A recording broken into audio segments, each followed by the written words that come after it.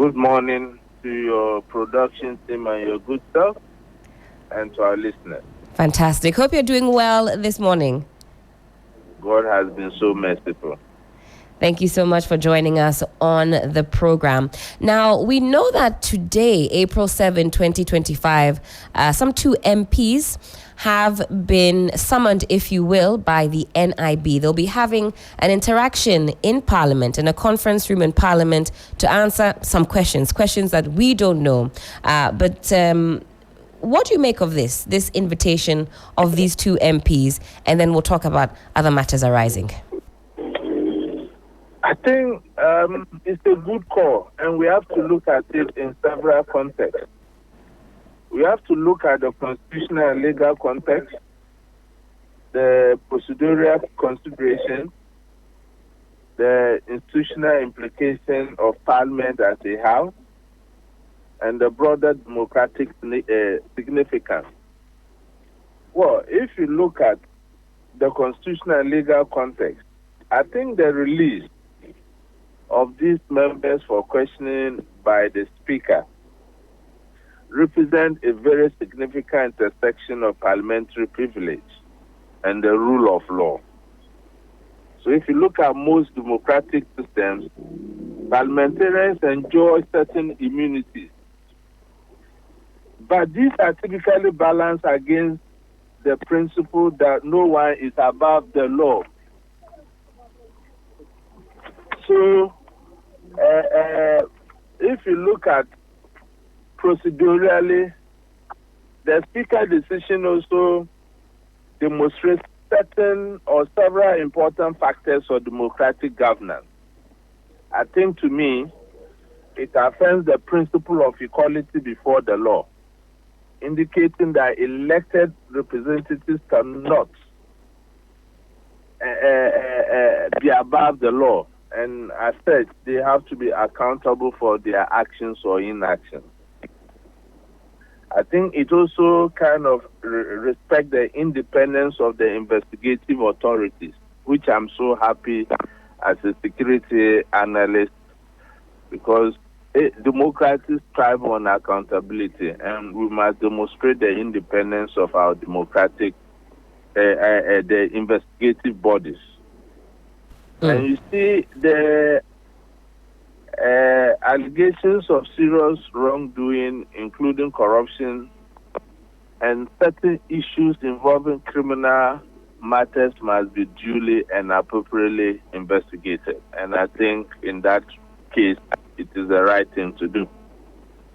I also believe that it maintains the proper separation between parliamentary privilege and criminal investigation, particularly in cases involving serious allegations like we are talking about. Yes. Now, let's look at the institutional implications, the body of Parliament. Right. You see, it set a precedent regarding parliamentary cooperation with law enforcement and investigative bodies, which to me I feel is key if we really want to develop our democracy. It also demonstrates the Speaker's commitment to upholding the rule of law within the parliamentary framework.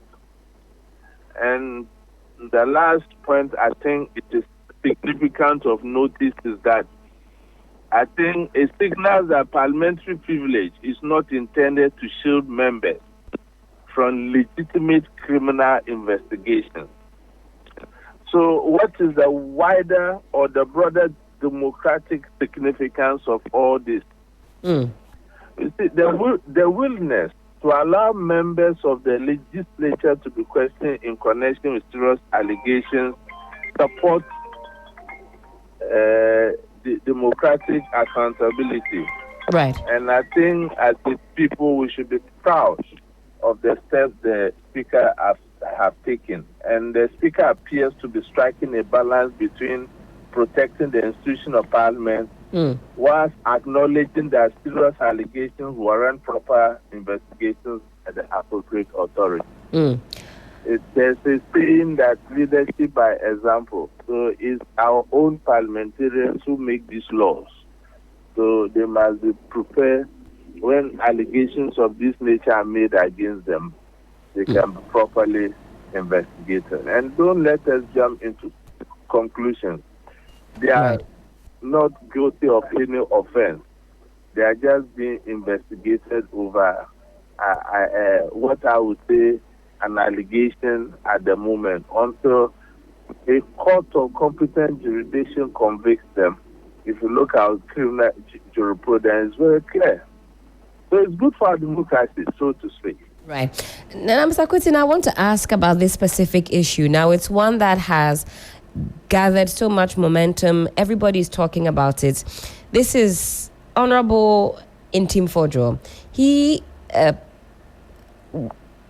addressed the press in a press conference about what he says is an alleged carrying of drugs and some currency. Now, not only is he a member of parliament for Asin South, he's also the ranking member on the Defense and Interior Committee in Parliament. Now, given that the President has directed the National Security, NIB, and so on and so forth to reach out and get further and better particulars on these suspicions, would you encourage, for example, what is happening today with the two other members of Parliament, that's A+, Honorable Yusuf, to also apply then to Intim Fojo? Should the respective security agencies write to the Speaker and then seek audience, as has been done with these two members of Parliament? Would that be the best thing to do in this instance to put some finality to the back and forth that we are currently seeing unfold? You see, that's the beauty of democracy. And every democracy strives on a very responsible opposition. A very responsible and accountable opposition. Truth of the matter is, the position of the Reverend Honorable Intim Fojo makes his actions very untenable, because gathering intelligence is one thing and managing things is another. And if you look at intelligence is in its own value chain, the management of intelligence is very crucial. And I think that for him to hold a press conference on allegations of this magnitude is far-fetched. At least, given his privileged position, he could have easily applied to the chairman of the committee to get to the security agencies to get relevant clarification on some of these issues. If that fails, he still had the power to get the chairman to summon the second ministers to brief the committee on these said allegations. And in that forum, he would have had every opportunity to ask the questions he so desired. But to run to the market shopping with allegations, I think is far-fetched. And you realize the minority is very quiet on this subject matter, unless the honorable member himself running from radio station to the other and TV station to the other. And I understand a lot of people have even called for his arrest. I think that will be far-fetched. Okay, you say an arrest would be taking it too far? It would be too far. I think, you see, he's a member of parliament. He enjoys some privileges, and, I think the right thing to do is for him to eat the humble pie and apologize to the good people of this country, and we move on. Or he provides the evidence of the allegation he's talking about. You understand? Right. And another thing we can also do is that Parliament can decide to crack the whip by directing that the Honorable Intim Fojo to appear before the Privileges Committee and then provide this evidence. If that doesn't happen, you'll be putting parliamentary business into disrepute. You understand? Mr. Kotin, hold that thought for me, please. Hold that thought for me very quickly, I beg your pardon, just so I can engage Dr. Rasheed Draman. He hasn't got too much time with us, and then I'll come back to you, please. Doc, hello, good morning to you. Good morning. Hope you're doing well.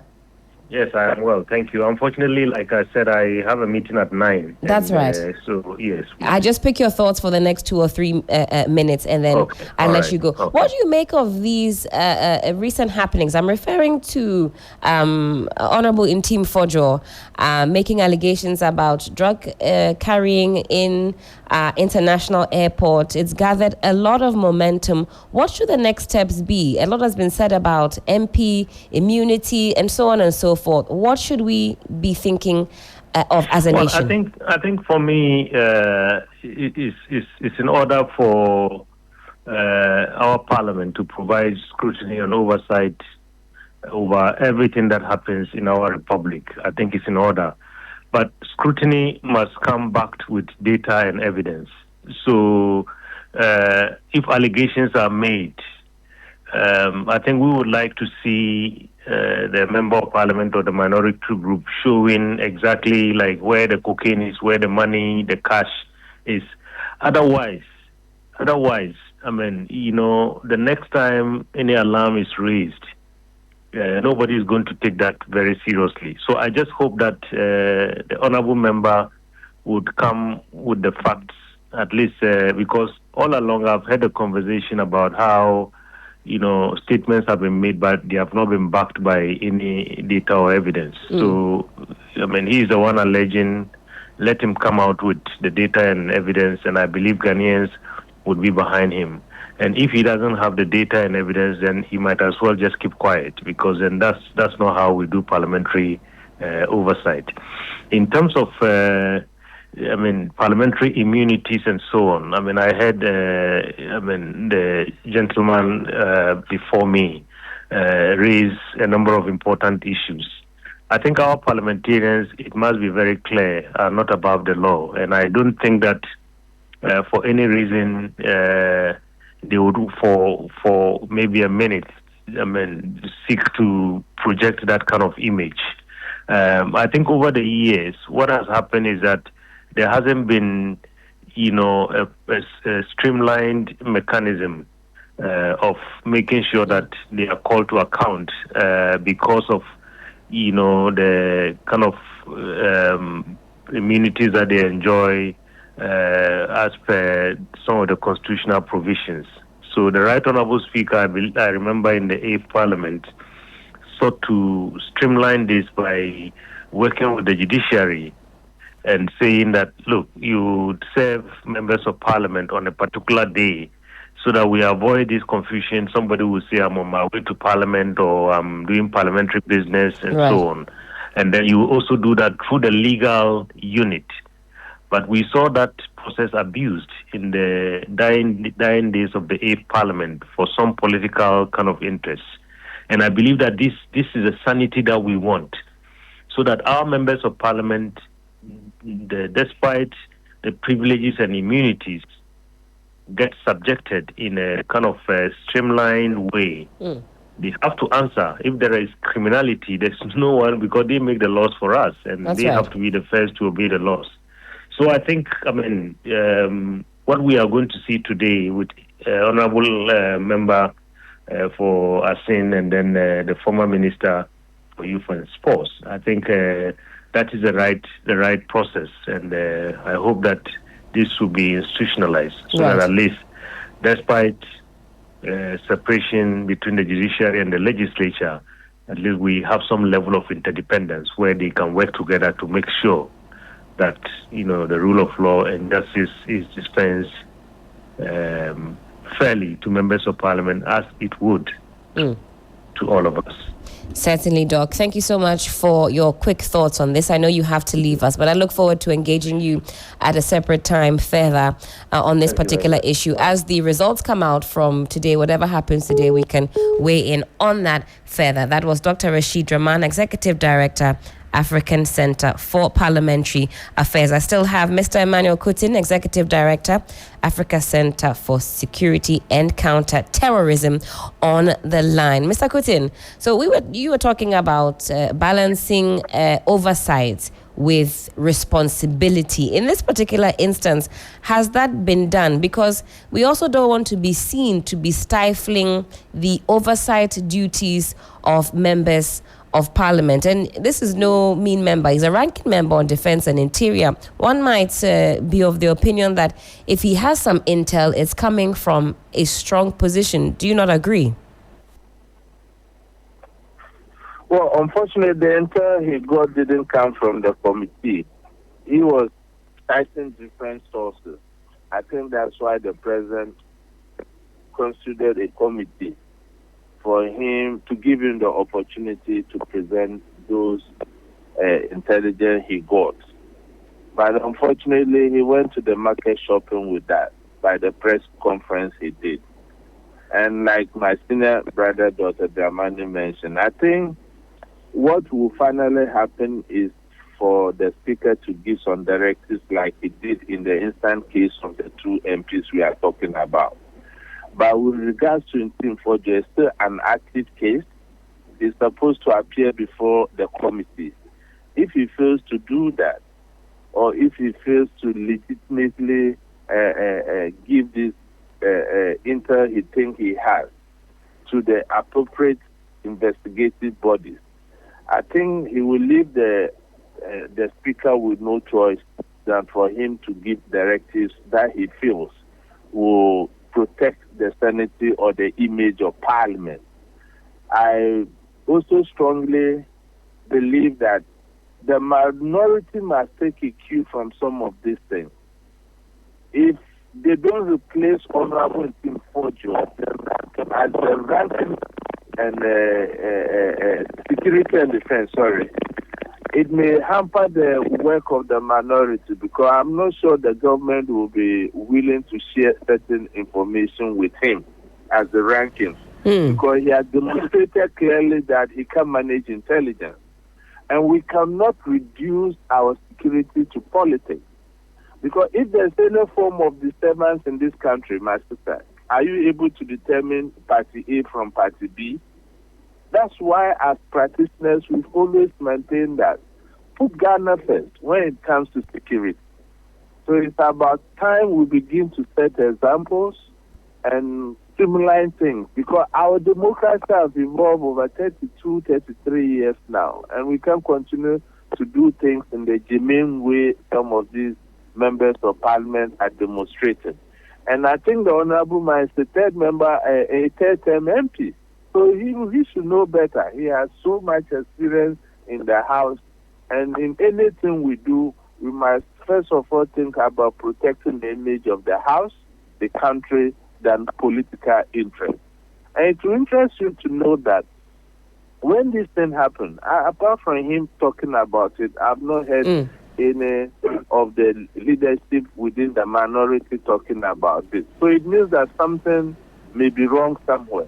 Is it the case that he did a press conference without the knowledge or without the clearance from at the press conference, Mr. Kotin, there were other minority members there, actually. Even though in the video you only see him at the press conference, there were other leaders who were present. About the leadership of the minority. Right. You say he looks like a lone wolf in this.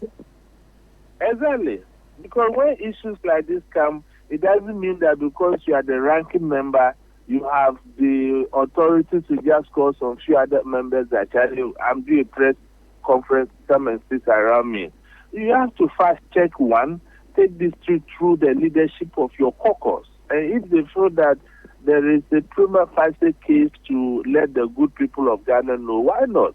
And before you could hold a press conference of this nature, it means that one, you have reached to your chairman for some form of clarification and you didn't get. You have triggered the process of the chairman calling the sector ministers or the heads of this investigative unit before the committee and they didn't come. And you feel that you've hit a snag. So you have to let the good people of Ghana know. And so these processes were not done. I don't think that his action is untenable. He provided evidence or he apologized. And we move on as a country. Most certainly. Now, from a security expert standpoint, how seriously should Ghanaians take allegations of this nature? Maybe not in this particular instance, as many are still waiting for evidence, but allegations as serious as this, how interested should the everyday Ghanaian be? You see, Ghanaians should be very interested in allegations of this nature because they are very serious allegations that have serious international reputation on the country. You realize that the UN body on drugs have even weighed into the matter, calling on the government to, as a matter of agency, probe these allegations. And we take certain things for granted. If Ghana is tagged as a heaven of drug trafficking, we, the citizens, especially those of us who have the rare privilege of traveling around the world, you'll be subjected to a lot of inhuman treatment at the various airports. And that is why it's very important that when issues of this nature come, it's properly investigated. For instance, when this government came, they did an expose at ACEPA when they said they arrested a group of people in the possession of some gold and currencies in containers or so in a warehouse. Now, after that breaking news, that is the end of it. We have never heard anything. Don't the Ghanaian people deserve to know? We don't live in a banana republic where you can use political power to do as you wish. You have done a good job. You have managed to bust these criminal gangs with this substantial kind of gold and foreign currency. It was a breaking news. So the next thing this investigative body would have done after all this while is to hold a press conference and brief the Ghanaian people that, look, this is what we have discovered. These are the people we've arrested. These are legal processes we have taken them, our criminal jurisprudence. When you arrest a suspect within 48 hours, you must put the person behind before the court. Is that not it? So in which court are these suspects being tried? We don't know. Where is the content of this container? Who is having jurisdiction over it? The content, were they actual gold? Were they actual foreign currencies? How much was the foreign currency? How much was that gold worth? These are legitimate questions in a democracy. Our investigative bodies shouldn't take the citizens for granted. Now came another expose of what happened in Takrady, that That's they right. arrested a tipper truck loaded with cocaine, right? That's right. And the street value was about $360 million. That's right. Very hefty. Where are the exhibits? Who are the suspects you arrested? What is the state of the investigation? So it is about time our investigative bodies become very accountable to the good people of this country in tandem with the practice we find ourselves now, democracy. So a lot has to be done in our security sector reforms across board. Because if you look at the national security in its current form, it's so fragmented. You have national security within the police, the army, immigration, customs.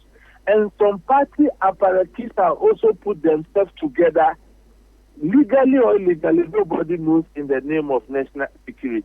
So more often than not, when these operations even happen, you don't know the category of people who have even gone for that operation. So granted that some disgruntled individuals or a rather drug gang have disguised themselves as national security and busted all these things, how are we supposed to know? That is why we must harmonize our national security architecture, make it responsible to the needs of our time.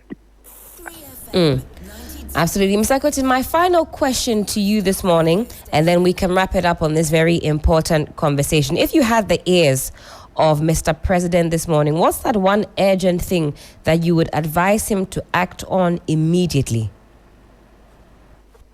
With regards to what we are talking about in the country in general. With regards to what we're talking about, and then in the country in general, as far as security matters are concerned. In the country as a whole, the greatest existential threat to the country is the illegal mining, galamsey. The president should declare a state of emergency. Use our army to wipe out all these illegal miners, most of whom are not even Ghanaians, and put a temporary ban on galamsey for at least a year. And then we can have a broader consultation, given the technology we have, to see how we can legally do small-scale mining that will benefit our communities, our youth, and the country. Now, in the instant case of what we are talking about, with the cocaine thing, that's right. I think the president needs to set up a commission of inquiry, a non-partisan one for that matter. He could use retired judges with impeccable credentials, sector experts in the field, and then we look at the value chains of the events that have happened over the period, so that Ghanaians can have confidence that, look, state is not kind of compromising on the activities of these drug barons. You understand? Trust is very important. And perception has everything to do with anything we do. So we shouldn't let people go to the market shopping with perception, and if care is not taken, it becomes truth. On the last but not the least is the interim for justice. I think if the gentleman does not, within the coming days, provide those intel he thinks he has, or he comes out to apologize, the Speaker should give directives to protect the image of Parliament. Certainly. Mr. Kotin, thank you so much for your time this morning and for helping us unpack